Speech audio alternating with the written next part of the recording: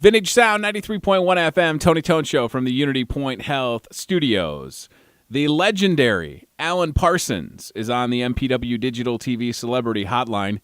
He's got some new things he's working on, some live shows in our area, and of course we'll talk about George Martin, the legendary Beatles producer who just passed away. Alan Parsons, how are you doing? Doing great, thanks. I just want to start by saying thanks for taking the time, and I'm very sorry for the loss of your friend, Sir George Martin. Yeah, well, thank you. He was one of those guys, Alan, and I know you'll obviously be able to tell the story, but the first time you walk into the studio and George is in there with the Beatles, like what's the first thing that you said, and then what did George say to make you comfortable?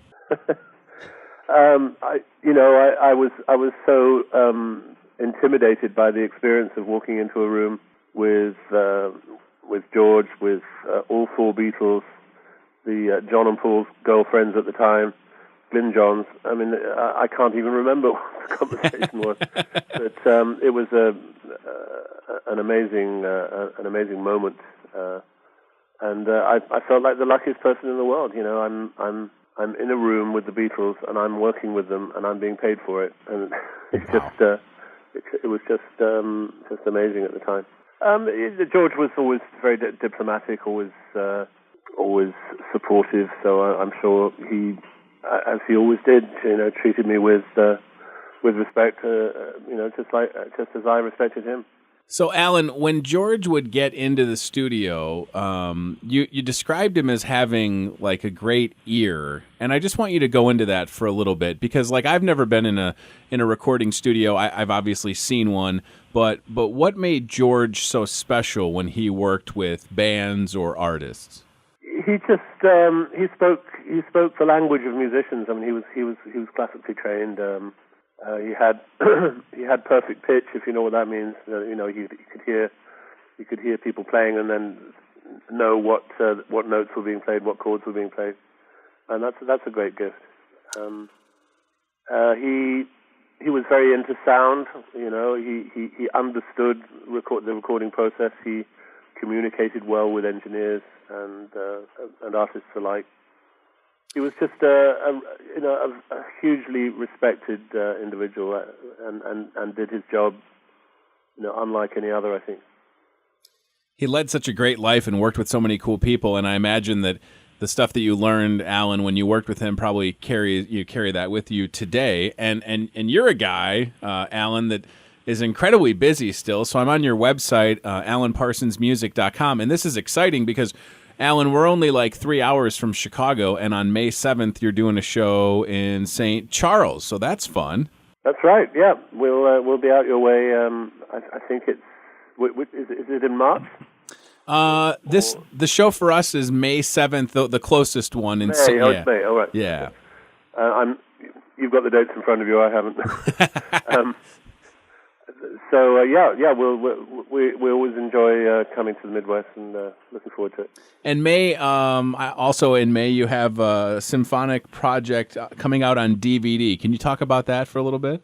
Yeah, we recorded a show in Medellin, Colombia, with a full 70-piece symphony orchestra, which was a fantastic experience, and we televised it with lots and lots of cameras. It was originally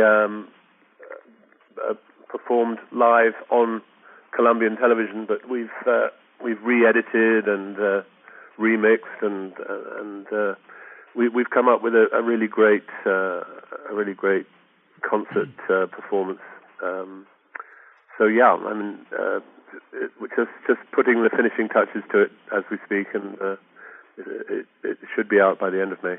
If you're just joining us, that's Alan Parsons on the radio with us right now. Alan, one of your fans, a guy named Don that I talk to often, he's a good listener at the radio station. He was wondering if you have any plans to do another orchestral album in the future. I know you've done those in the past, or what's to come? Obviously, you have the tour, you got the DVD. Anything else coming down the pike? No plans really to do any new music. I'm in the same situation as so many people that come from a classic rock background. Everybody wants to hear the old stuff, not the new stuff. Mm-hmm. I've put out a couple of singles, which you'll find on the website, but no plans currently to do any new music. But in terms of symphonic stuff, I mean the symphonic DVD and Blu-ray that's coming out shortly is probably the ultimate live symphonic statement for me, and I'm certainly much more proud of it than any of the other live albums that I've put out in the past. Alan, when it comes to, and I ask everybody this, advice that you would offer Alan Parsons to younger musicians that might be listening right now, what would you tell people that are coming up? Well, young musicians these days are they have the advantage of technology being available to them to record. Of course, back in the late '60s when I started, to even set foot in the recording studio was like a dream come true for so many people. But anybody can make a record now. All you need is a laptop computer and a good microphone. But it's I think most musicians think that they can handle everything. They can engineer their own recordings. They can do all the writing, all the singing, everything. I think there is a tendency for people to not collaborate enough, and I've always tried to encourage people to work with others and write with others and bounce ideas off each other. And I think the best records are still being made by people with experience. Sure. Producers that know how sound should be treated. You can't expect with your laptop and your one microphone to get the same results as you will with an experienced producer and engineer. And did you find that challenging, Alan, during the time when you spent producing and engineering for different bands and artists? Was it easy for you to, because you understand that people are creative, but at the same time, your job is to help them achieve putting together an album or capturing a unique sound. So while you were serving as an engineer or producer back in the day, was that a struggle with some artists, or did everybody get along? I think it's one of the requirements of being a good producer to get on with people and to deal with conflicts among artists or disagreements. You have to be the sort of casting vote, I suppose, when there is a conflict. But yes, I mean, I think being a good producer is all about character as well as actual hands-on skills. It's the ability to get on with people, and if the artist can't get on with his producer, then they should not be working together.